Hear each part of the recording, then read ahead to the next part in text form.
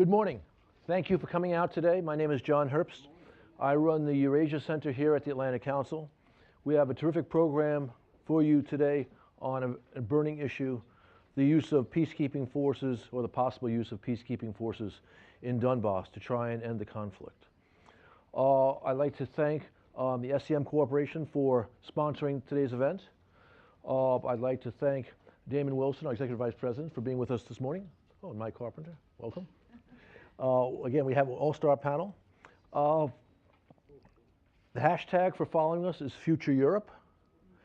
And I will ask, sorry? Future Ukraine. Thank you, Sandy. It's always good to have one's back covered. Thank you. They're the same. That's true, that's true. Okay. Our keynote speaker this morning is Ambassador Kurt Volker, former ambassador to NATO, former senior director at the National Security Council, and someone who understands very well what's going on in Ukraine and what's necessary to help bring peace to Ukraine. And with that, I'll turn the floor over to Kurt, and then I'll mention the speakers, the panelists, after Kurt speaks. Thank you. Thanks, John. Yeah, you'll be happier there, believe me. Thank you very much, John, for the invitation and the opportunity to say a few words at the start of the discussions today. And thanks to Damon, and good to see a lot of friends here. And I look forward to a rich discussion. In thinking about issues generally, and then thinking specifically about Ukraine, a couple things come to mind. One of them, it's important to remember. Second is it's important to speak clearly about things. And third, it's important to be proactive, to figure out what it is we ought to be doing. So I want to start with that as a framework and just say a couple of things. First off, we have to remember how we got to the discussion that we're having today. Ukraine was a peaceful country for 20-some years after the collapse of the Soviet Union. May not have been successful, may not have been free of corruption, may not have been economically developing as it should, may not have been as unified in a sense of national purpose and identity as it should have, but there wasn't fighting, there wasn't killing, there wasn't a separation of people within the country, there wasn't ethnic conflict, there wasn't ethnic hatred. It was a country, flawed, problematic, aspirations, never enough, but nonetheless, it was a country. What we saw in 2014 was with the shootings on the Maidan, we saw the president of the country call out forces to kill people, be rejected as president by the parliament of the country, and flee the country. After that, there was also not massive violence in the country, ethnic conflict, separation, and so forth. It was still a country traumatized, now with a new government trying to look forward. What we then saw was the insertion of, we all remember the phrase now, if we think back, the little green men, the intelligence forces, the operatives, the agitation in order to create a separatist movement in Crimea, place that had been happily part of Ukraine, but with a Russian military base, leased until 2047, not at risk of being turned over to anyone else, not at risk of being taken away from Russia. And yet there was an agitation there, and that quickly escalated into a breakaway movement, a staged referendum, a declaration of independence, and a recognition by Russia, followed immediately by annexation by Russia. This is the start of all this. That is something that is shocking to a Western or a global political order. Countries just invading other countries, taking territory by force and annexing it. Kind of thing we haven't seen in Europe since the 1930s. That was the beginning of all this. What that launched was, for the first time, a serious Western response to this Russian aggression. And it resulted in sanctions. I see Dan Fried here, who helped put those together against all expectations of his bosses at the time, but he succeeded. And that was very important. And I think what's even more important is that an international community has maintained a perspective about Russia's illegal occupation, annexation of Crimea, and the need to have sanctions in place and to push back on that for over 3.5 years now. So that is a measure to which I think it is generally recognized that this is unacceptable and needs to be reversed. But it didn't stop there. The next thing that happened was a repeat in eastern Ukraine in the Donbas. And that is a conflict that is still going on. Just to put a fine point on it, 2017 has been the most violent year of the conflict since it began. We think of this starting in 2014, and a lot of people think that this has somehow turned into a sleepy, frozen conflict, and it's stable, and now we have Minsk agreements, and there's a ceasefire, and so it's a problem, but it's not a crisis. That's completely wrong. It is a crisis. This has been the most violent year, 2017, and frankly, last night was one of the most violent nights in eastern Ukraine, certainly since February, and one of the most violent this year. That is a travesty. Now, what is happening here is Russia is continuing to deny its own role in this. And this is why this has been so difficult to resolve from the beginning.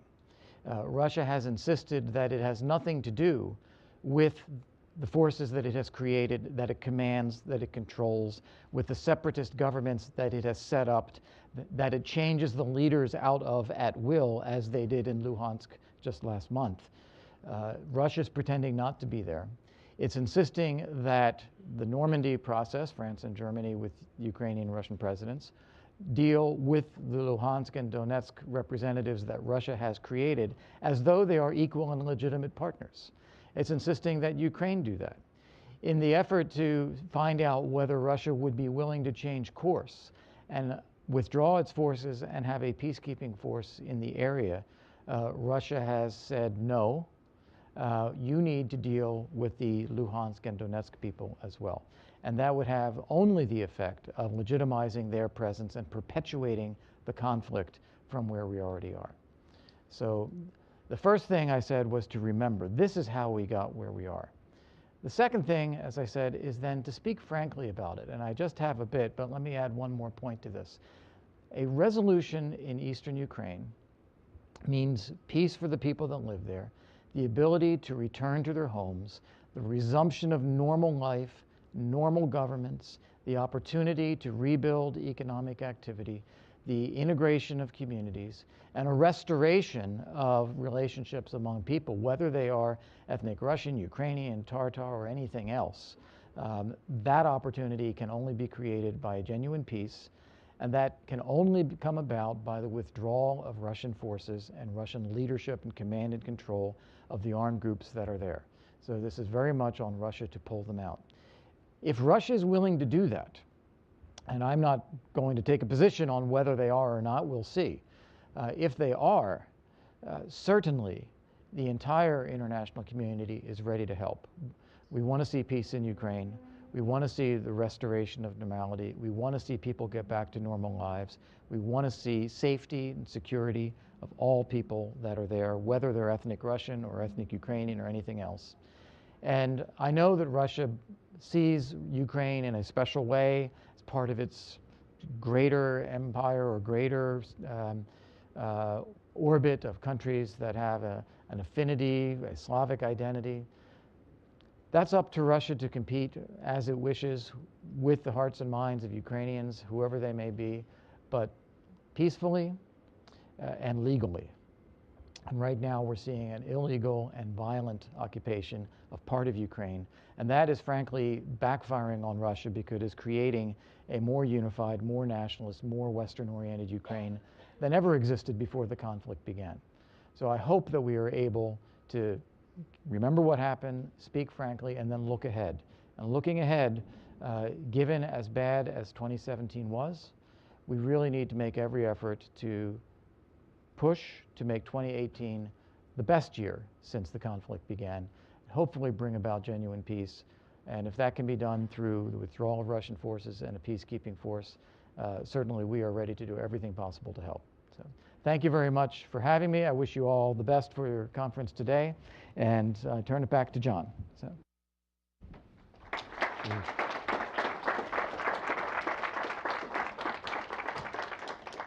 Kurt, thank you very much. That was wonderful. Well, I'm going to ask our panelists to come up, and then I'll briefly introduce them, and we'll begin our conversation.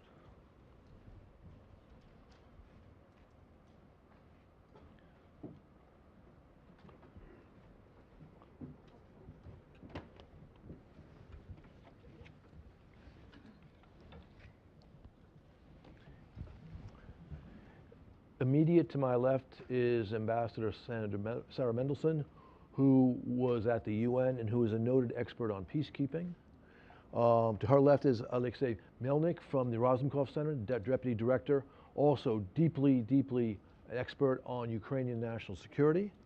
And then after that is Evelyn Farkas, who's the Deputy Assistant Secretary, former Deputy Secretary of Defense, and a noted commentator on all things Eurasian.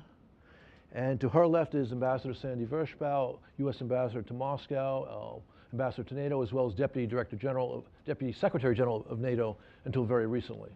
And I believe you have more information on them. I will not go further into this, so we can have our conversation.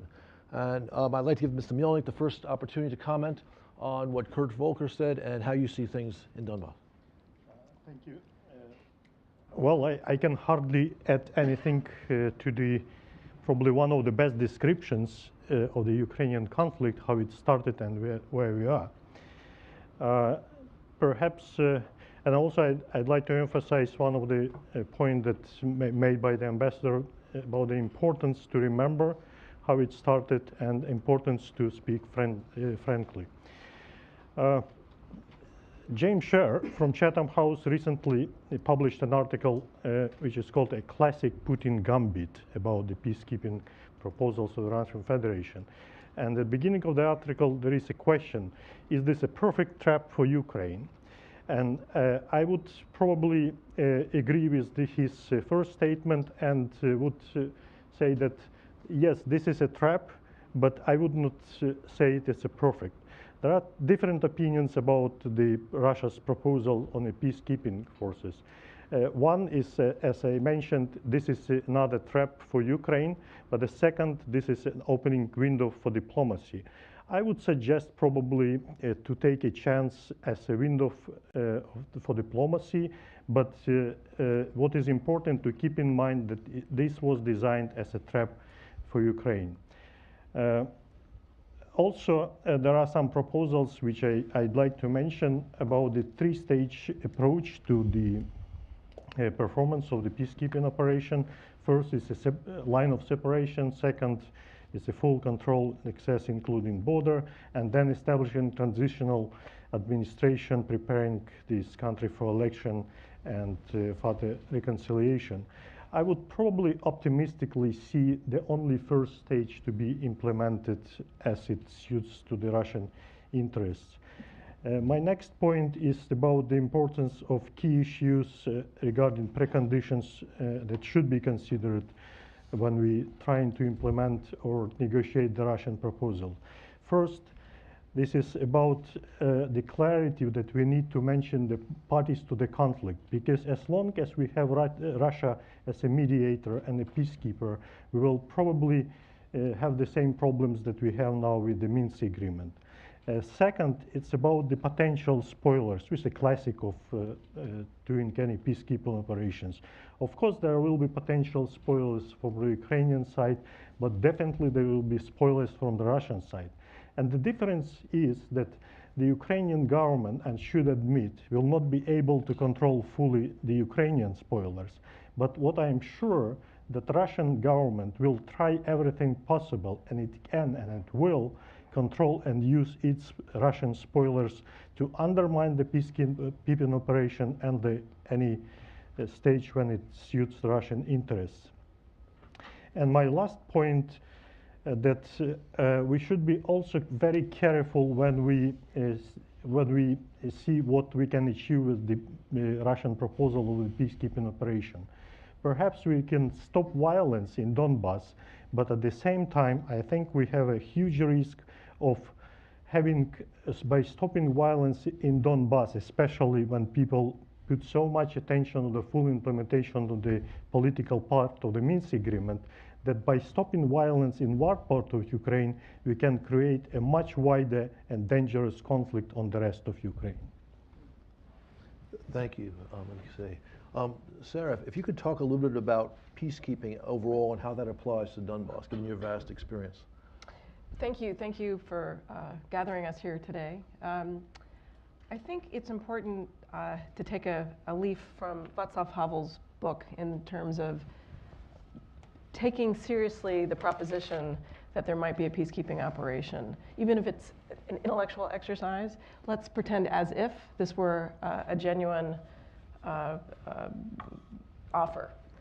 I think actually in looking at remembering lessons from various peacekeeping operations, we need to make sure that not only there's no parties to the conflict are involved in the peacekeeping operations, but that actually this is a real test for the Secretary General of the United Nations. And so the Secretary General would need to appoint a very strong, competent SRSG, a special representative of the Secretary General. This SRSG would have to have control over both peacekeeping force, but also a interim civilian administration.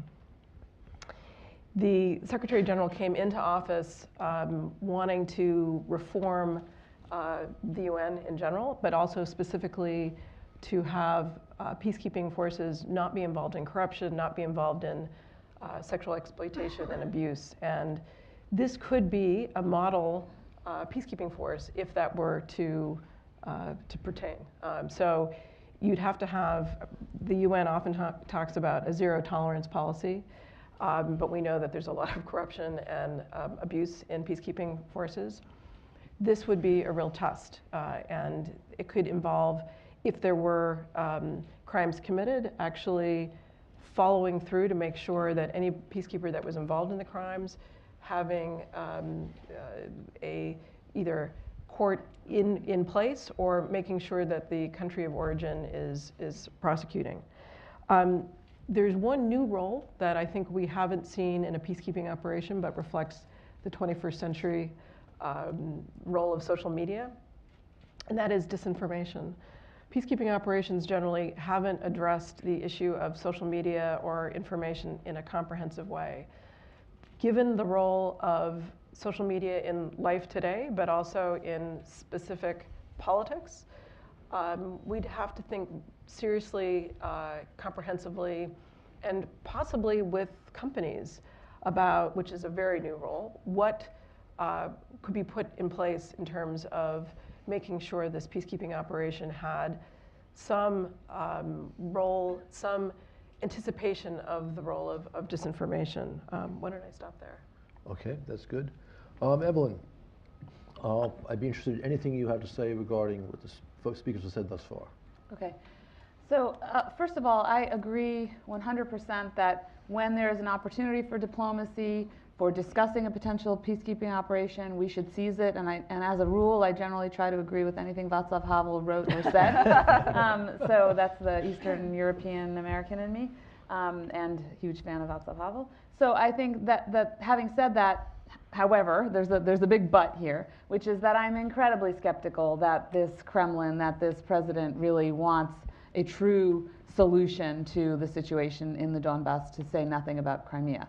So I think you have to be carrying a big, huge block of salt with you to the negotiating table. I commend Kurt for the excellent work that he's doing, because he's talking with all parties, including the Russian party, which gets me to a little bit reflecting on and building upon what was just said up to now. If you have a peacekeeping force, we must bear in mind that the Russians are a party to the conflict, which means they cannot be part of any peacekeeping force. And that's important to underline, because right now the Russians, they have been participating in the OSCE mission, and they have not been very constructive in that context. There are a number of things that have started to alarm me and make me think that this discussion about a peacekeeping operation may be really intended to fail on the part of the Kremlin, and that is that the Russian government likes to have control over Ukraine's sovereign decision-making over the political process.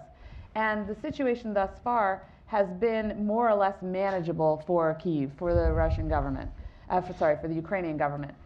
But as Kurt mentioned, there's an uptick in fighting, and the Russians recently withdrew from something called, I think it was a joint consultative committee, but in any event, it was a Russian-Ukrainian military-to-military communication channel similar to the channel that the US has and the Israelis have with the Russians in the Middle East, so in the Syria context. It's basically kind of deconfliction, making sure things don't get too out of control, too overheated. And I think while it wasn't going to solve any problems, it did keep a break, I guess, on the fighting. And it alarms me that that's now being dismantled. So I see Putin as kind of looking for pretexts potentially to ratchet up the military heat further in order to put pressure on the United States and our allies, and certainly on Ukraine. So I'm very skeptical about the current process, this peacekeeping proposal, and whether it will go anywhere. And ultimately, I don't believe that Russia will cede control over its shared border with Ukraine, which is ultimately what will be necessary to an international peacekeeping force. Okay. Sandy, you've heard what everyone has said so far. You also brought to my attention a very interesting piece by Andrei Kartunov a couple of weeks ago on peacekeeping, and your thoughts would be most welcome. Okay. Well, thanks, and it's good to have this opportunity to discuss a possible peacekeeping force in the Donbas, even though I share the skepticism of the other panelists about Putin's intentions in floating his original proposal back in September. But it's still the right thing to do to put the Russians to the test at the bargaining table, and I'm glad that's what Kurt has been doing in his three, I'm sure, very pleasant exchanges with Vladislav Surkov. It's not surprising that, as we've heard, Surkov backtracked somewhat in the most recent meeting in Belgrade, even though Ukrainian resolve and Western unity on sanctions have thwarted Putin's Novorossiya project. He still may not yet have concluded that it's time to cut his losses in the Donbas, despite the financial expense of this illegal occupation, as well as the continued burden of sanctions. And in fact, he may see prolonging the status quo as his best option, at least in the near term, with presidential elections coming up in Russia, but also with the recent turmoil that's erupted in Kiev, because after all, occupying the Donbas is just a means to an end, destabilizing Ukraine and undermining its chances for a European future. And so if there's new instability in Ukraine, no need to move right now. But his calculus may change after the elections. So we need to start planning now for that scenario. The challenge is to convince Putin that time is not on his side and that it's in Russia's interest to implement Minsk, give the Donbas back to Ukraine, get out from under the burden of sanctions through that step, but also to convince him that a robust peacekeeping force, much more robust than what he proposed in September, is needed. So let me offer a little more detail on what a peacekeeping force might look like. First of all, we're not talking about peace enforcement. Success depends on Russia's agreement to implement Minsk, on Russian consent, but we can't count on Russia's political goodwill at the same time. And while Minsk defines an adequate end state and sets some key milestones to get to that end state, it lacks any real implementation mechanism. So this isn't a question of changing Minsk so much as elaborating or expanding Minsk. A robust peacekeeping force could serve as the cover for the Russians to do what they have to do, which is to withdraw their thousands of officers and soldiers without insignias as they may be from the Donbas, remove the massive arsenal of equipment that they've given to the separatists, and also disband the illegal militias, as Minsk requires, in both Lugansk and Donetsk. Once in place along the international border, which is a sine qua non for any peacekeeping force, it would ensure that the Russians were not able to bring back in forces or equipment as they've been doing with impunity for the last 4 years. Now, by postponing the entry of Ukrainian armed forces and police until the end of a transitional period, the peacekeeping force would, in a way, respond to Putin's purported concern about the possibility for reprisals against the local population, what he called the Ukrainian Srebrenica. even though those concerns are wildly exaggerated. And indeed, in thinking about why Putin would do this, he could declare victory by saying that the international community had accepted his concerns and taken responsibility for the safety of Russians and Russian speakers in the Donbas. Now, the arrival of UN peacekeepers would create the stable conditions for encouraging IDPs and refugees to return, as well as for beginning to restore industrial and agricultural production. They would probably have a big responsibility in demining parts of the occupied territories. And I think ideally the mandate should draw upon the experience of the UN in eastern Slavonia in Croatia back in the mid-90s, and also including establishment of an interim civilian administration that could restore competent governance and criminal justice following the disbandment of the corrupt DNR and LNR institutions. This would allow a more gradual return of Ukrainian political and judicial institutions, which may not be immediately welcome by the local population after they've been subject to 4 years of Russian state propaganda. Now, the most important task for the peacekeeping force would be to create the secure conditions for holding elections, which is the pivotal element of Minsk. Internationally certified elections would unlock other political aspects of Minsk, such as implementation of the special status law, the actual carrying out of an amnesty, and it would open the way to the eventual reestablishment of Ukrainian control over the international border a few months, presumably, after these elections. Now, a couple more thoughts. Any peacekeeping force, even with a good mandate, would need to deploy very rapidly in order to quickly take the place of the Russian and Russian-led forces and minimize the period in which they were operating side by side with those forces, which could be a pretty volatile combination, even in the best case. But rapid deployment isn't exactly the United Nations forte. Typical UN peacekeeping missions sometimes take many months, 6 months, to go through the force generation process and the logistical challenges of arriving on the territory. So there may be advantages to delegating the execution of a UN Security Council mandate to a multinational coalition of the willing under the direction of a strong SRSG, as Sarah mentioned. And the troop contributing nations clearly couldn't include Russia or Ukraine. Presumably NATO countries would be not exactly Russia's first choice either. So perhaps some non-NATO European countries such as Sweden, Finland, Austria, Switzerland, a few of the CIS countries that don't have bad relations with Kiev, such as Kazakhstan, maybe Armenia, and maybe some countries from outside Europe. The Mongolians are always ready to deploy. Maybe countries from Latin America, Japan, Australia. There's many possibilities. But the force would probably have to be pretty substantial. I've seen estimates ranging from 20,000 to as high as 50,000. So force generation, even using a coalition of the willing approach, is not going to be a simple task. So there's a lot of other questions which we can talk about, the relationship to the OSCE, the duration of the mission.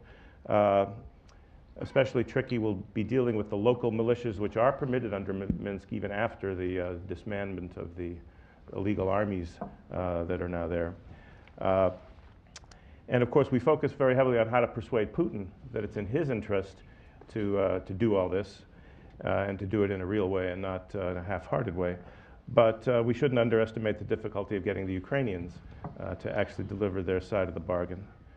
While President Poroshenko was the first to propose a peacekeeping force, and I think he's still showing a readiness to follow through, the Minsk agreements have had a declining popularity among Ukrainian elites and veterans of the anti-terrorist operation over the last 3.5 years.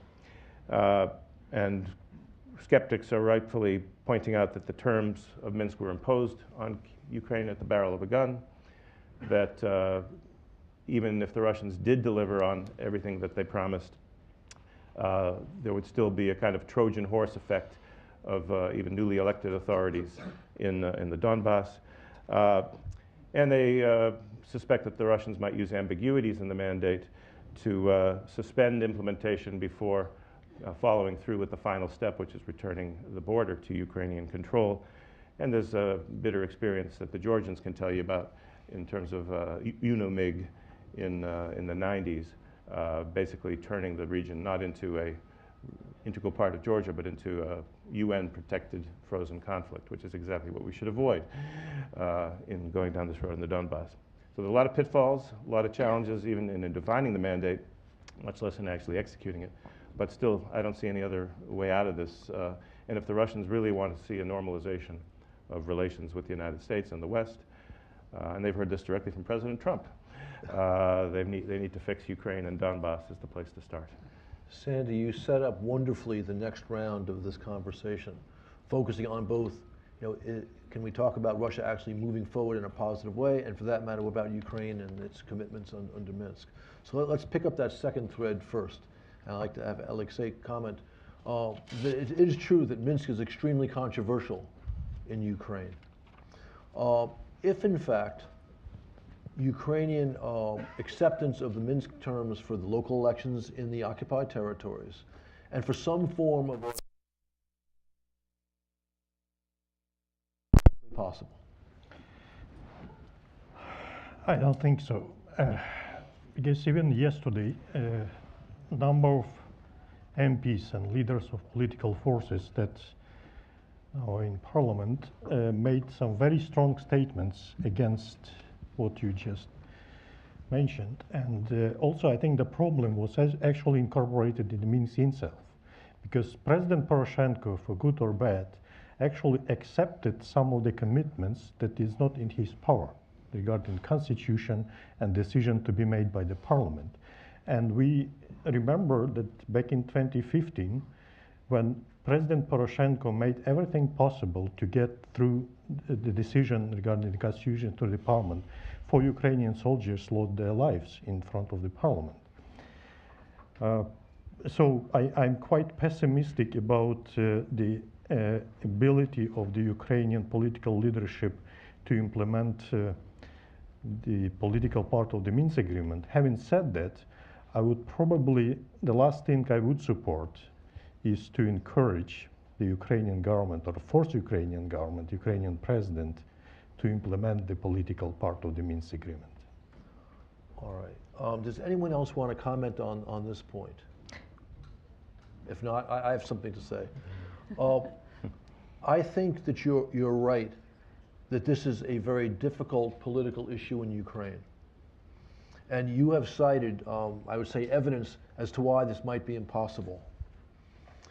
I would comment on the basis of a fair amount of experience in Ukraine, albeit not nearly as much as yours, that there's a propensity in the Ukrainian political class, unfortunately, to play politics with national security. And what we're seeing here is precisely the politicization of a national security issue. My sense from conversations with many of the people who have issued these statements is that in private they're not quite as outspoken and intransigent as they are in public. I don't rule out the possibility that if a real deal were to be in prospect, that strong advocacy by Ukraine's friends in Washington, in Brussels, in Berlin might pull us in the right direction on these issues. I'm not saying it's a sure thing, but I believe that there's some flexibility here which we will see if the prospect were to loom. Which of course leads to the second thread, which is it possible that the Russians can turn out to be serious? We've heard a great deal of skepticism. It is true that when Putin mentioned his proposal in September, we all said it was insufficient but interesting. It's also true we've seen a variety of thinkers in Russia. I mentioned Kartuna, but there's also Trenin. There's also the Arbatovs, or the Arbatovy, who've all spoken or written in relatively positive ways. So how do we persuade the Kremlin to, in fact, give back the occupied territories of Donbas? And how do we give Putin a way out? Is this at all possible? And Sanjay, I'll give you the first shot at this. Well, I think it's all about generating more leverage. One thing that the administration still hasn't done, even though it keeps saying it's about to do it, is to to make a decision on lethal defensive weapons for Ukraine, not to embolden them to try to win this on the battlefield, which would be a failure if they tried it, and would cost them all their Western support. But to kind of show Putin that prolonging this indefinitely could ultimately increase the cost to Russia, that Russian forces would suffer more casualties if there were new dust-ups along the line of contact. And we know that given their efforts to suppress any evidence of casualties, that this is a sensitive point at home. But I think the main appeal for Putin would be, seeing a way out of the international doghouse that he's been in for the last 4 years. And despite the bravado that they don't give a damn, the West needs to come to them. We know that the sanctions have an impact, but also being ostracized from the international top tables is not a situation Putin wants to remain in indefinitely. And he's seen that the ability to get a sweetheart deal with the Trump administration has evaporated with a little help from the Congress. So I think getting out from under sanctions and the broader isolation would be the main incentive.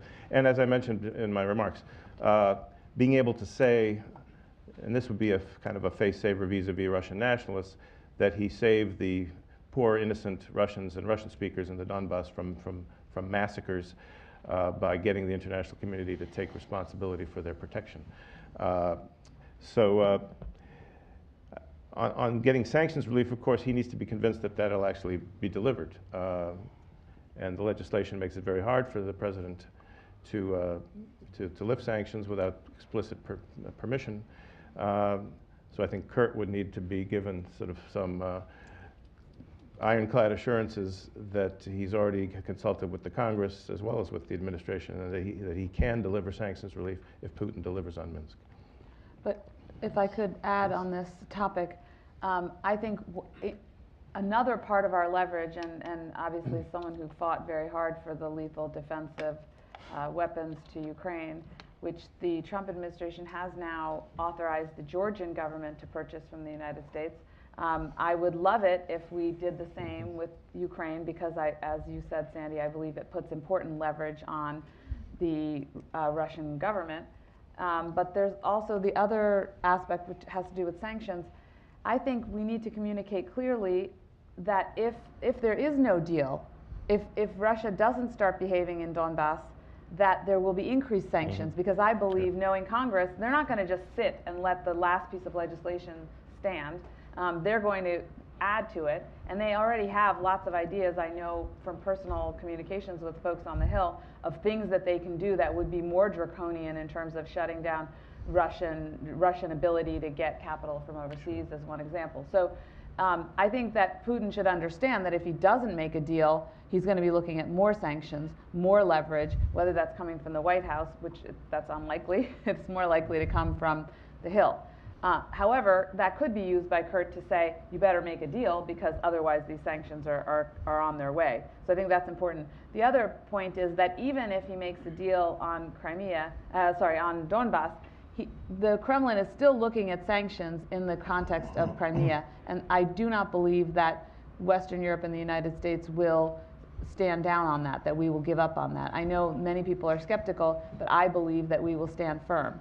And if we don't, Congress will stand firm, and people like me will put pressure on them. We'll all do our best, because even if there's a deal in Donbas, we cannot merely turn the page on the crime that occurred in Crimea, because we're seeing ripple effects of that daily. I mean, this decision on Monday by the Austrian government to issue passports to Italian citizens who are living in Südtirol, which of course was historically part of the Austro-Hungarian Empire, now is part of the state of Italy since end of World War I or World War II. In any event, having a dual passport in and of itself is not a problem, but the way that they're going about it is very alarming to me. And we already have seen the Hungarian Prime Minister Orban respond to the Crimea illegal annexation by talking about the Hungarian minorities in Central Eastern Europe. That means 5 countries where there are Hungarian minorities, including Ukraine. This meddling in your neighbor's business based on ethnic nationalism can come to a very bad end if we don't keep a strong eye on it. So I think that's another reason why we have to stand firm on Crimea. Thank you. Sarah. A number of years ago, I was involved in a project in Russia looking at public opinion around Chechnya. And what we found was intense emotion around the cost of the war and and casualties, just like Americans thinking about war. I think this issue of casualties is a leverage point, and it's a place where the Russian government and Russians in general are sensitive. I think the more that we can do to create, if not facts on the ground, then facts on a piece of paper, and really fleshing out what this peacekeeping operation would look like, numbers.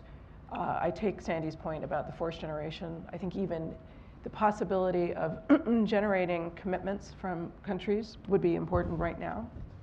And there's the possibility that this could really be a state-of-the-art, if you will, peacekeeping operation in the sense of enhanced role for women in a peacekeeping operation. Oftentimes when people are writing about this possibility, that they're acting as if it would be all men, and there's absolutely no reason that it should be. Empirically, we know that when women are involved, the peace deal is more likely to stick.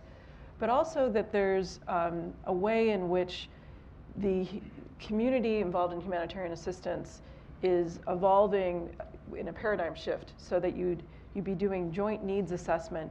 You'd really have to have the ability to get information from people on the ground in terms of what they need, rather than from UN agencies doing a kind of supply side. You want a demand-driven. So I think, sort of stepping outside the Ukraine-Russia frame, there's a lot in terms of trying to make this an example of a 21st century peacekeeping operation. Thank you. Did you also want to comment on this? Yeah, if I may, to share some of my experience, because Slavonia had been mentioned a couple of times here, and I had a chance to spend 8 months in eastern Slavonia when I was in military uniform back in mid-90s, and also I do support the importance of the not just the number of troops, rapid deployment, because if you compare Slavonia, it was such a tiny area in east of Croatia, if you compare with Donbas, and the rough estimation that we will need probably, the lowest number is 20,000, but I would suggest probably think about 50 in order to get something in between. Second, about the quality of troops, because in Slavonia we had 4 battalions, and we had force commander, which was Belgian general, NATO general. I think it was one of the important points to have NATO there, both peacekeeping and backup. And mandate, of course, should be strong mandate. And also we should be aware that at any case of a provocation, when the UN peace force will have to use this mandate, we have very high risk of getting direct confrontation with the Russian Federation. Because unlike in Slavonia, where a Serbian side was actually persuaded by the international community not to interfere, and there was a natural border, Danube River, which is, again, if you compare two situations. Even then, me as a commander of Ukrainian helicopters had to use my power to task helicopters to work against Croatian special force, against gangs that operated in the area. So we should be aware that if Russia is not separated from its involvement, not persuaded to interfere in the affairs, we will risk quite a kind of direct confrontation with the Russian Federation. Okay, thank you. Sandy. Yeah, I agree completely with what Alexei pointed out. And I think there is a lot of lessons to be learned. I forgot that Ukraine had forces as part of UNTACE, which is we had 2 squadrons and a positive bit of irony as we discuss this issue. But I think that thinking about the kinds of capabilities that this presence will need, it needs to include military elements, police elements, as well as some of the civil administration functions that will be needed to govern this, this now occupied space during a transitional period. So it is going to require a lot of resources and a lot of commitments from nations. And as Sarah said, it's not too soon to start soliciting volunteers, including a lead nation. I know Sweden has been encouraged to take this role. I'm not sure they've accepted yet. It's not exactly, well, it's not a poison chalice, but it's going to be a challenge. Particularly the police side and keeping civil order when the thugs have left the scene, vetting and training and standing up new local police forces. I think that also will be a function of this presence. So it's got multiple duties, and it's going to require tens of thousands of personnel. I think it would be a wonderful idea to begin to recruit for this. This would be a way to maintain this issue in high profile and increase pressure on Moscow. I'd like to offer one observation before we move to the next stage of this event. There is an important connection between what happens politically in Ukraine and the overall situation in Donbas and the prospects for peace. If you look carefully at how Moscow has judged their situation in Donbas, you'll see the following things. After our presidential election last year, or even before that, from the time that candidate Trump emerged as the likely Republican nominee, Russian willingness to negotiate seriously in the then Surkov-Nuland channel ceased, because they were looking for a free way out via an American policy that would be friendly towards them at the expense of Ukraine. And after Trump won the election, you could almost hear, you could hear the shouts of joy in Moscow, and you saw in the academic press articles suggesting no compromise coming from Moscow on Ukraine. That ceased. That sort of jubilation and unwillingness to compromise ceased by late spring of this year, as they saw what was happening in Washington, how the instincts of the president to make nice with the Kremlin at the expense of Ukraine had come to naught. And Congress, especially, as Sandy mentioned, began to push for sanctions. But more recently, especially as a result of the peculiarities in Ukraine with the fighting over the Anti-Corruption Bureau, with the unusual circumstances of Misha Saakashvili, there's been a little bit of a rethink, you might say an easy rethink, in Moscow, as evidenced by some things put in the press, some conversations people have had, suggesting, well, they can just wait until Ukraine once again plunges into turmoil. And that may explain, I'm not saying by itself it explains, but that may explain a certain hardening we've seen in the Kremlin position over the past 6 or so weeks, including the statement by Surkov, the bad meeting in Belgrade, the last bad group meeting in Belgrade. So this is another example where it would be very useful if people in power in Kyiv understood the implications on national security of their 24/7 focus on political advantage. And with that, I think I've pontificated enough. We have this event has had a great deal of interest, has generated a great deal of interest in Ukraine. We had several very, very knowledgeable people from Ukraine who wanted to join the panel after we were already full. So we couldn't accommodate them on the panel, but I'm going to give the floor first to someone who has something to say on this. Andriy Nikolayenko, who was a former first deputy governor of Donetsk, as well as he's the head of the state agency on Donbas recovery. He will offer some comments on what's happened. Under 5 minutes, yes? Yeah, sure. And then we'll open it up to questions. Thank you, first of all, Ambassador Herbst. Thank you very much for everyone who arranged this absolutely important and crucial meeting today, because I highly appreciate that the United States now much deeper involved in all peace process in Ukraine than it was even 1 year ago. And Ambassador Walker is doing a great job. Has just already 3 meetings with Mr. Surkov. But I would like to bring us to beginning when it was funny but very important mistake. Like you said, it's flash future Europe or future of Ukraine. So it's maybe that looks like a joke, but it's really true. And as has been mentioned, now future of Europe, whole Europe, is now creating in Ukraine. If we accept annexion of Crimea, if we accept this Donbas conflict in Russian scenario, it will ruin Europe security system, what has been made by Helsinki First. So when we are talking about Ukraine, we have to understand that there are some ideas in Ukraine also how peace on our territory can be done. And I'm very upset that first proposal about peacekeeping mission came to United Nations not from Ukraine but from Russia. And now we all discussing Russian version of this resolution. 2 years ago in Munich Security Conference, Mr. Taruta, the friend of mine who I work with in Donetsk, proposed the idea to the President Poroshenko why we don't use the possibility when Ukraine will lead the UN Security Council and do not raise that issue.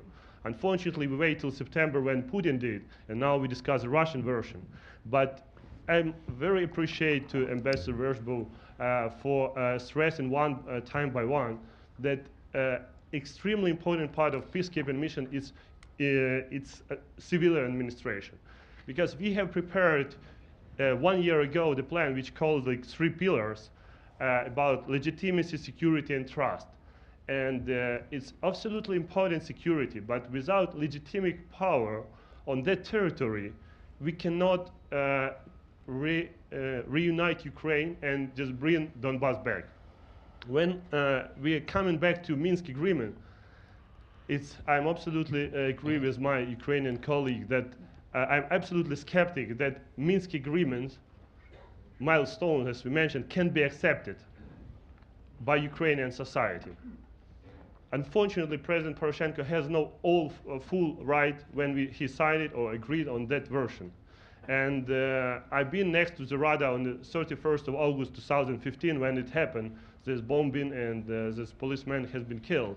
And I absolutely sure that trying to go through Ukrainian parliament, especially now when the last poll shows a very less level of support from the people of Ukraine to the parliament as an institution, will blow up whole Ukrainian situation. So first of all, I know it's unpopular, but it's real thing. We have to think about changing the format. Normandy format plus Minsk format, it's now after the 3 years, it's made some achievement, but it's not efficient anymore.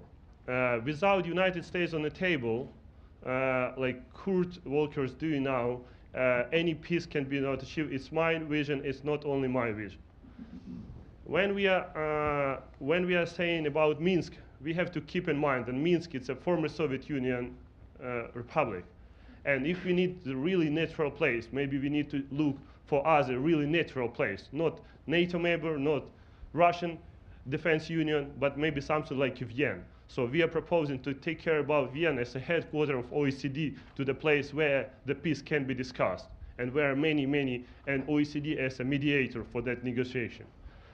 Another important thing is mandate of peacekeeping mission, and when we start to talk from peacekeeping, then we have to find who's our counterpart. And this is the Russian scenario, where they say, oh, okay, Kiev has to talk its internal conflict with this guy's terrorist. We need to, if Ukraine propose scenario and our version of resolution, then Kiev, who has full sovereignty on that territory, uncontrolled territory also, can propose to United Nations, to all international community, to help with establishing international interim administration. And only after that, we can try to reunite Ukraine. And another crucial thing, it's about election. After 4 years of propaganda, it's absolutely impossible to have any kind of election on that territory. With armed people, without armed people, so we need transition period. And if we come back to Minsk agreement, we can find the one point which talking about constitution. And Russian propaganda and some speakers trying to use it, 1 minute, just one. Trying to use it as Ukraine has to adopt changes to constitution, but it's not true. If we look deeply in Minsk agreement, that about adopting new version of constitution. And what is the difference? that Russian all times put us on a track that we have to adopt some special rights to only for these two regions.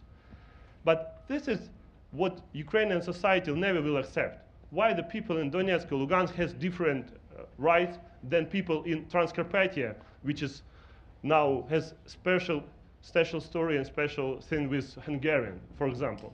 So when we are talking about new Ukraine, our idea as a team, as a people who spend many years in Donetsk and understand the nature of that conflict, we need to talk about new constitution of Ukraine, the constitution of the people of Ukraine, because constitution of Ukraine, it's not a real base. It's very different than United States, very easy to explain. Your constitution started by words, we are the people of United States, and that's what peoples agree to do. But Ukrainian constitution starts by words, we are Verkhovna Rada of Ukraine on behalf of the people. So, and Verkhovna Rada now has only 2%. It's true. Open the constitution. Open the constitution in Wikipedia, it's easy. So I'm sure that it's true.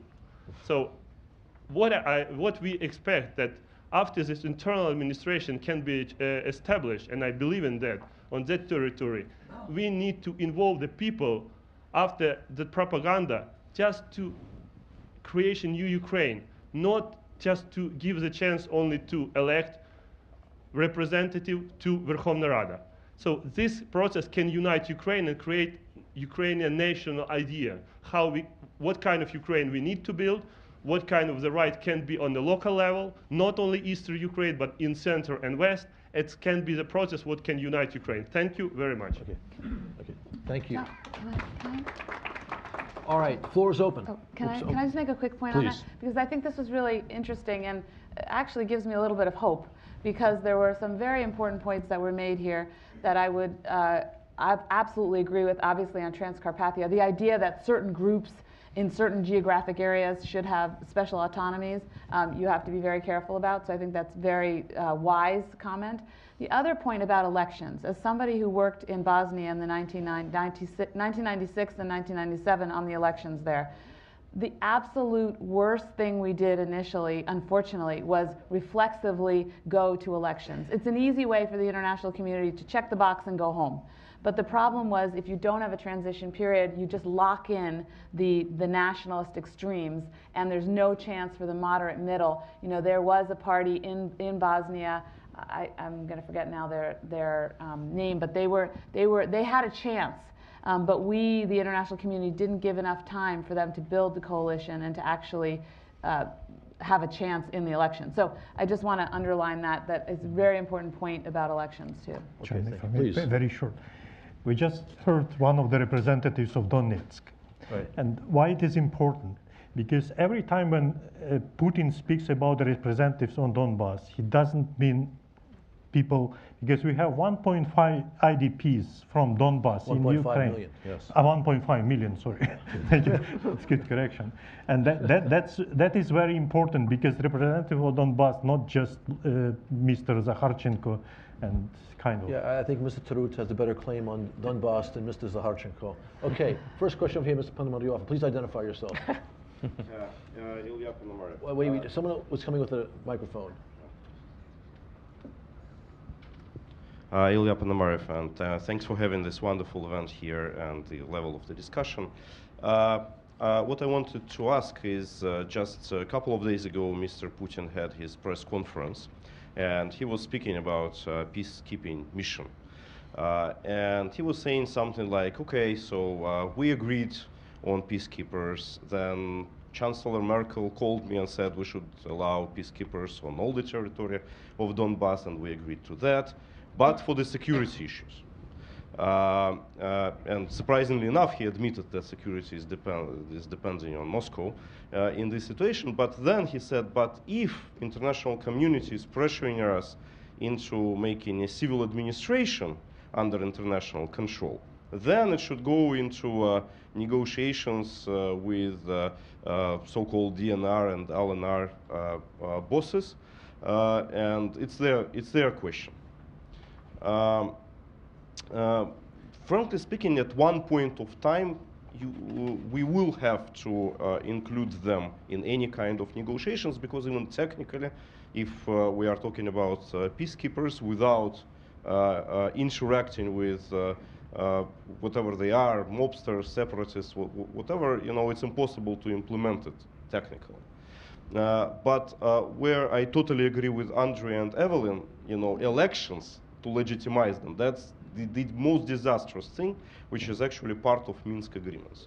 So my question is, what do you think, at which point of time those contacts have to be started with the people on those territories? And what can be the construct that you think would be acceptable in terms of peacekeeping when and if the new international civil administration would be instated on those territories? Sandy? Yeah. I think the basis for engaging them already exists, and we shouldn't go beyond that. Under the Minsk agreements, the separatist leaders have representation through the Trilateral Contact Group. But I think our principle should be that the political decisions on the terms of a settlement and a peacekeeping force are in practice going to be decided in Moscow. And so we should be negotiating with Moscow. The separatists will have to be part of an implementation process, and I think we can use the existing mechanisms. Until a peacekeeping mission is on the ground, then it inevitably is going to have to deal with local authorities as it tries to basically dismantle them and substitute a more impartial international mission to take their place. So I don't think we need to elevate their status as co-equals of Putin or Surkov. We know who calls the tune in the occupied territories. But I agree that elections are going to be a tricky business if we rush them, as was done not just in the Balkans, but probably in many other previous situations. And that's why I'm glad Mr. Nikolaenko agrees on the importance of an international civilian administration, because this may be a long transition period. It may be a year or more before you can even set a date for elections, after you judge whether the political atmosphere has become much more open and neutral with the reintroduction of Ukrainian media and the removal of some of the more odious figures who have been terrorizing the local population. So it may take time, and there may be a long period of time after the elections to fully implement the results and to ensure that there's no backsliding or upsurge in new violence. Whether you use this period to work on a new constitution or whether that comes later, I don't know. That's an internal Ukrainian matter. But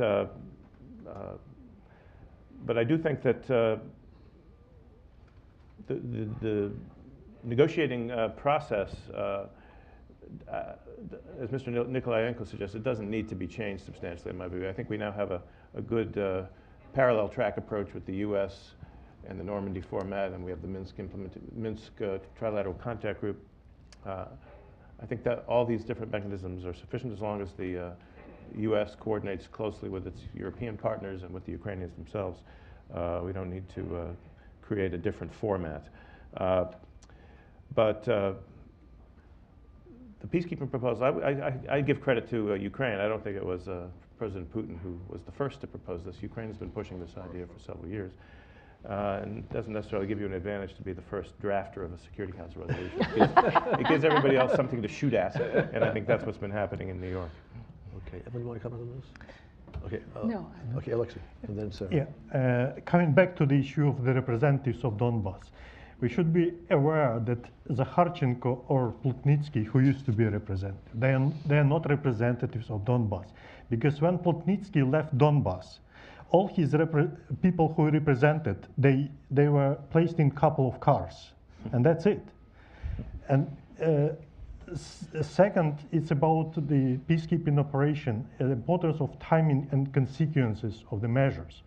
Because coming back again to Eastern Slavonia, 1 month after the full deployment of the troops, the force commander reported that on the territory of Eastern Slavonia, there were no other military force except the UN military force.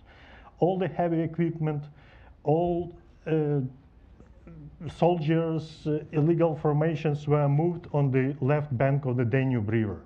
And the elections in Eastern Slavonia was the last point done by the transitional administration after 2.5 years of stabilization, reconciliation, and other issues to prepare for the elections. So my point is, again, Minsk agreement is not something that we should be looking for, because elections is the last thing to be done in Donbas.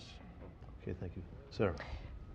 There's been a lot of talk about the Eastern Slavonian mission, Bosnia, Kosovo. I just want to point out that before we sort of set that as the gold standard, these peacekeeping missions introduced human trafficking to the Balkans. It wasn't there before. And the peacekeepers themselves were involved in this. So we really need to up our game in terms of explicit, strong anti-corruption and a focus on this issue, because it just feeds an insecurity in the region. And this issue of reconciliation is extremely important. The international community is very good at elections. I say this as a former national NDI person. We're much less good at this issue of, let's call it the present past, this issue of historical memory. Some people talk about it as transitional justice. This is the area in which a lot of not only peacekeeping missions, but transitions falter. And we need to have a much better understanding of what the needs are on the ground of people reconciling, what their interest is, rather than the international community imposing some standard. So. Okay, thank you. All right, question over here.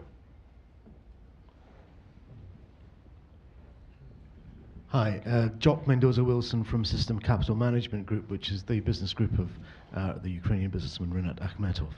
And my question is really about how do the panel, so I'm probably putting you on the spot, but how do the panel see a time frame? What sort of time frames are we talking about if we're to move from ceasefire to peacekeeping to administration to elections and to, at some point, reintegration? How do you see that in terms of the number of years that might take if we were lucky enough to see progress from the current peace discussions? Thanks.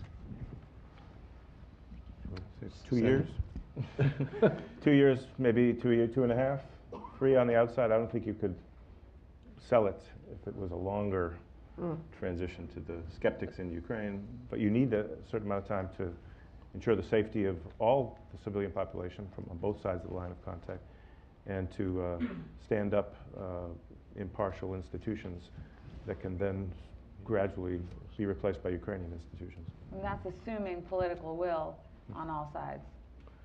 But I would probably agree with the time frame.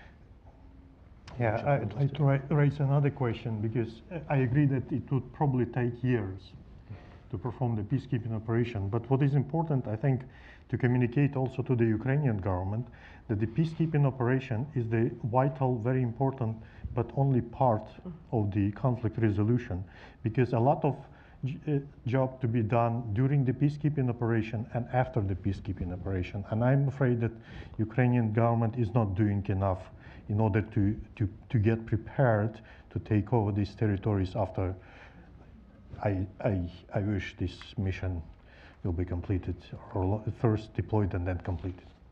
Okay. We have a question right there, then over here, and then over here. So no, start right there, behind. Thank you. I'm Alexei Garany. I'm professor from Kyiv Mohyla Academy. And my question is regarding the special status. It was mentioned here that Ukrainian public opinion doesn't support the special status, and for obvious reasons. Imagine that peacekeepers are there, and we are moving towards political implementation of Minsk agreements. So if there would be a special status, it would actually mean that Putin would receive what he wanted to have. He wanted to have some kind of, as Ambassador Fershbou said, Trojan horse within the body of Ukraine, which he could manipulate. So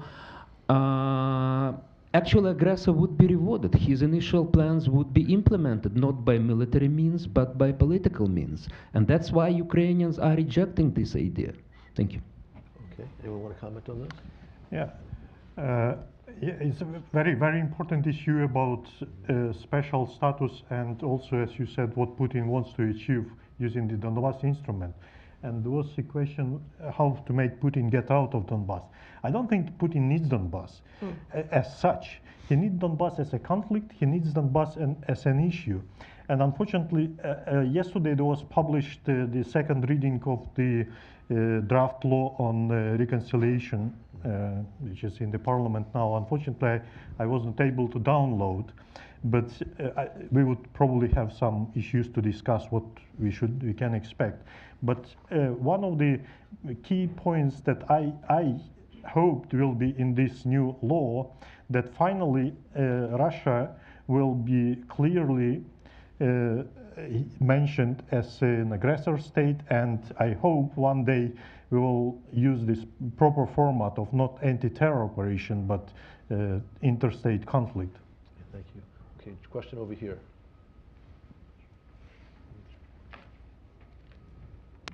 I'm Lieutenant Colonel Sylwia Szawowska. I'm the Polish Assistant Defense Attaché. Just before I ask question, quick information from Justice Department, translation of the Constitution of Ukraine, Supreme Soviet of Ukraine on behalf of the Ukrainian people. So just to clarify that it's Верховная Rada. People, citizens of Ukraine of all nationalities, but Supreme Soviet of Ukraine is mentioned as such. Questions.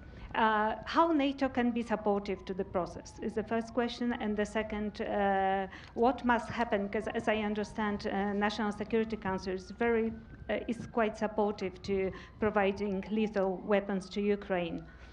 What must happen that this decision is finally taken by the administration? Sandy on NATO? Well, on NATO, I think NATO should continue to provide the full spectrum of support that it's providing in terms of assistance to defense reform, training, and that goes hand in hand with the bilateral support from the US, Canada, Lithuania, and other countries. I think we should show our continued commitment to Ukraine, both politically and in tangible terms, to make clear that we're not kind of handing Ukraine over to the Russians or consigning it to some kind of neutral status. I think that would be send the wrong signal and probably encourage Putin to only go halfway in implementing any deal that was struck. So continued support through the initiatives NATO's taken over the last several years. Okay, Evan, you want to address the second question on arms? Yeah, I mean, I don't know what the question was. What needs to happen? What is necessary to make it happen?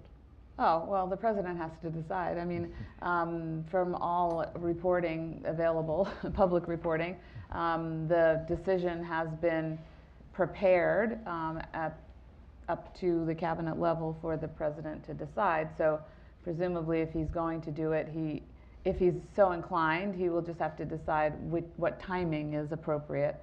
And maybe if there is some kind of political deal, then it would be easier as part of the deal to say, okay, we're going to give Ukraine this tool to better be able to resist any kind of new military encroachment by the Russians, any breaking of the new agreement, for example.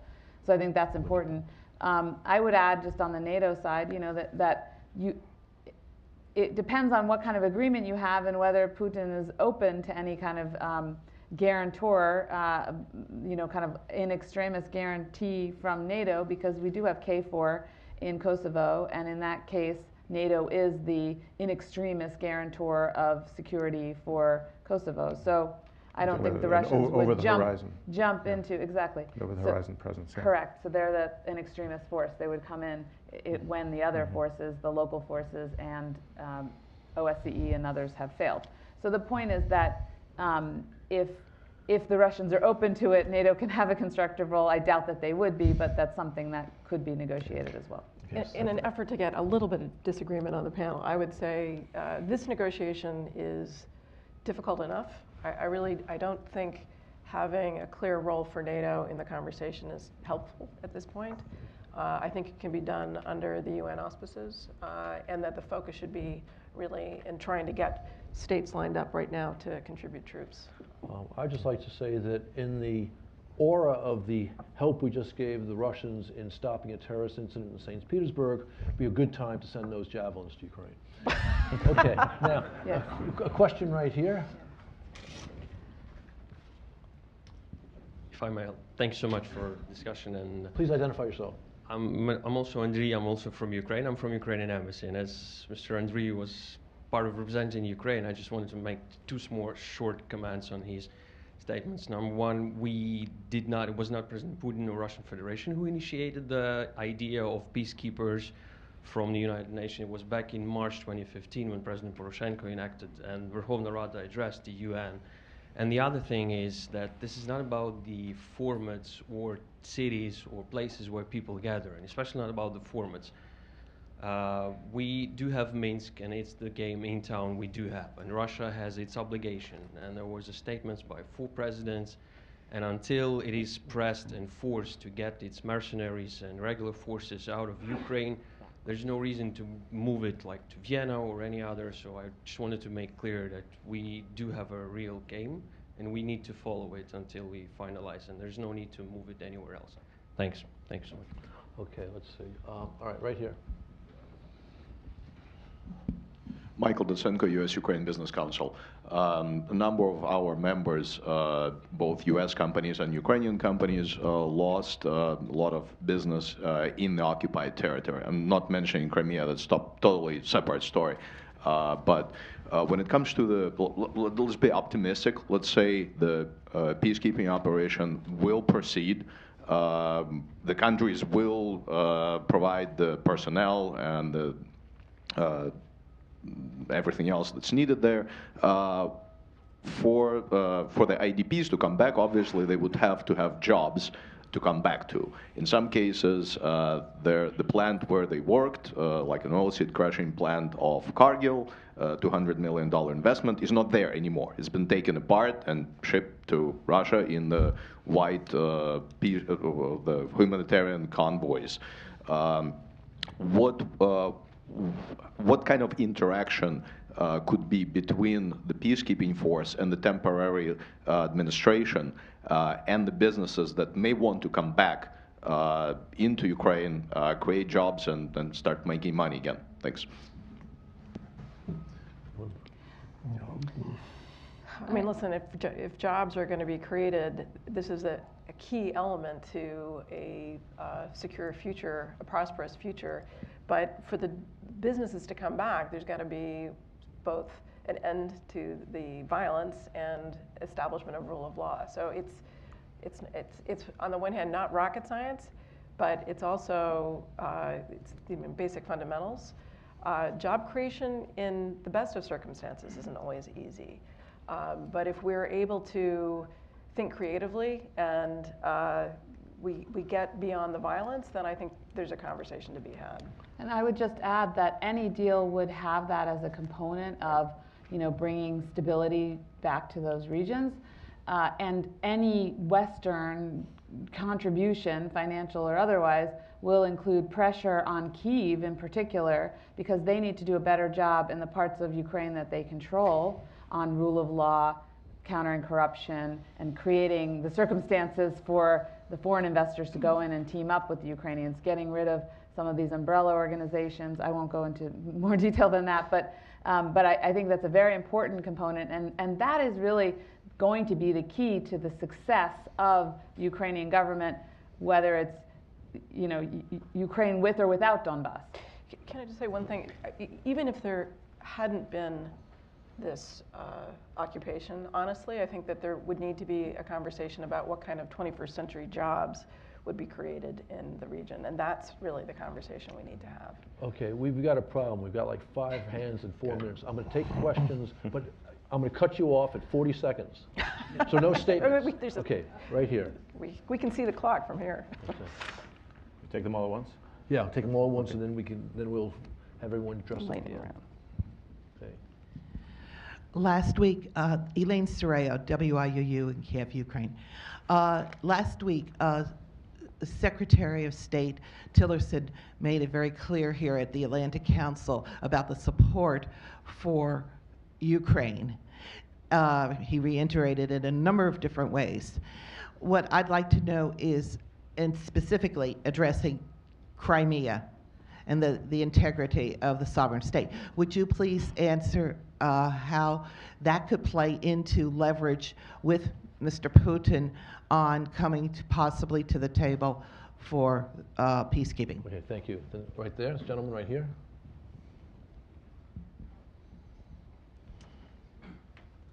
Hi, my name is Dimitri. Thank you very much. My question is for Dr. Mendelsohn. It's about the capacity of the UN to implement this 21st century peacekeeping force, how you see it as different. How big of a role does the UN play in the civil administration that we're talking about? I mean, just what is the role and the capacity, and also the willingness of the countries in the UN based on what happened in Libya and everything else? Thank you. Okay, question right behind you, Nadia McConnell.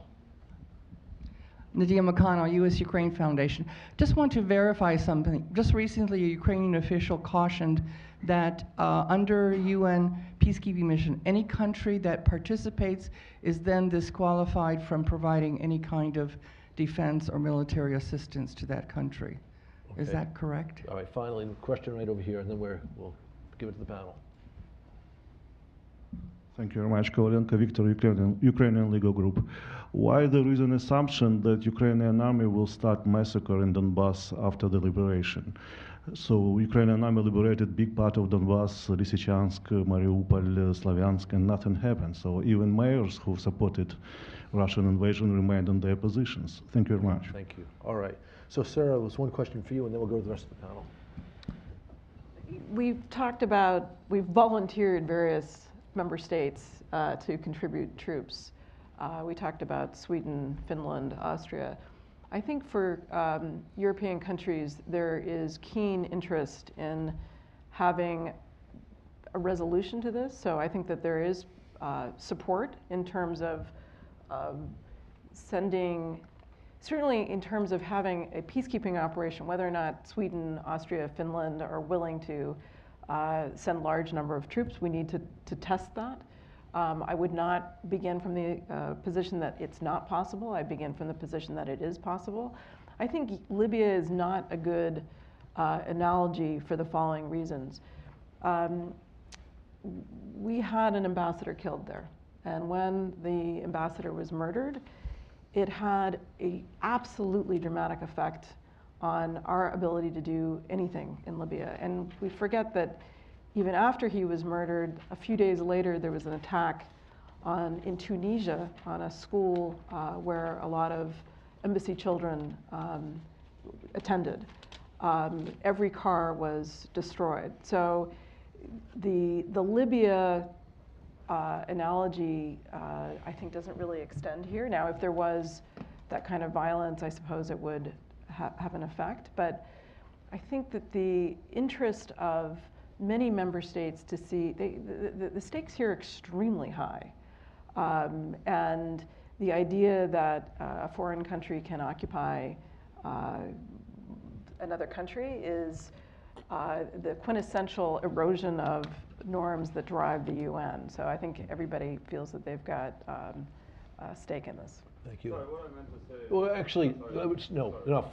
All right, anyone want to address the, I'm sorry, but we just don't have time. Address the question about peacekeepers not being able to provide weapons. Anyone have an answer to that question? I think it's straightforward. I mean, I don't know the actual answer, but my guess is that if you're a peacekeeper from a country that's represented cannot provide arms. Certain logic to it. Sandy? Yeah. I'd have to check if it's a rule or just an established practice, but it makes sense. But on the other questions, right, I think on Crimea, I think Secretary Tillerson was absolutely right in insisting that we will never recognize Crimea as anything other than Ukrainian territory, and that we should maintain our sanctions that were imposed in connection with the Crimean annexation until that issue is solved. But I think that the premise of what we've been talking about today is that we are willing to treat the Donbas separately from Crimea. Minsk is only about the Donbas, and that if Putin were to deliver, we should be able to fulfill what we promised, which is to lift those sanctions attached to the Donbas in return for full implementation of Minsk. that is the most substantial part of the sanctions package. So I think that would give some incentive to Putin, if he's looking for a way out, to make a deal on Donbas, recognizing that we're not going to yield over the longer term, as we did with the Baltics during the Cold War.